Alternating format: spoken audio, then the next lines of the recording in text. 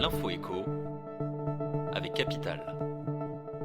Le chiffre du jour, 6 400, c'est le salaire net que toucheraient les mères au foyer si elles étaient rémunérées, soit 5 fois plus que le SMIC et l'équivalent du salaire d'un cadre supérieur ou d'un médecin spécialiste, comme le souligne une étude réalisée par le portail de mise en relation entre professionnels et clients Pronto Pro.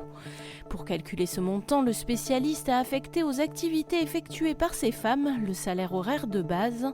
Voilà une estimation qui démontre le poids économique de ce travail à plein temps. L'info pratique Capital. Si les automobilistes se réjouissent du possible retour aux 90 km/h, ceux verbalisés sur une route limitée à 80 km/h se demandent s'ils pourront faire annuler leur amende.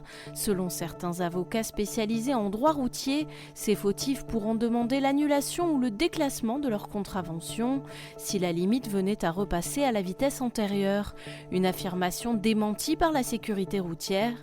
Capital fait le point sur la question et rapporte notamment que si l'amende est payée, il n'est pas possible de la faire annuler, d'après l'association 40 millions d'automobilistes.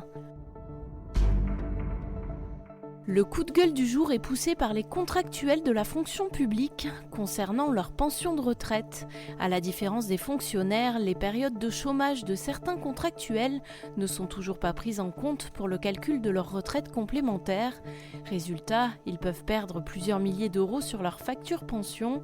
Capital rapporte le cas de cet ancien contractuel qui s'estimait avoir été privé de 15 000 points de retraite, soit l'équivalent de 6 000 euros de retraite par an. La justice a néanmoins débouté le plaignant.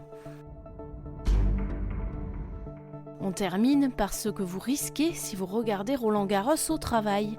Si certains employeurs peuvent se montrer conciliants, d'autres pourraient l'être beaucoup moins. Sans accord de l'employeur, le salarié peut s'exposer à des sanctions, rappel à l'ordre, avertissement ou même mise à pied, tout dépend du degré de l'abus.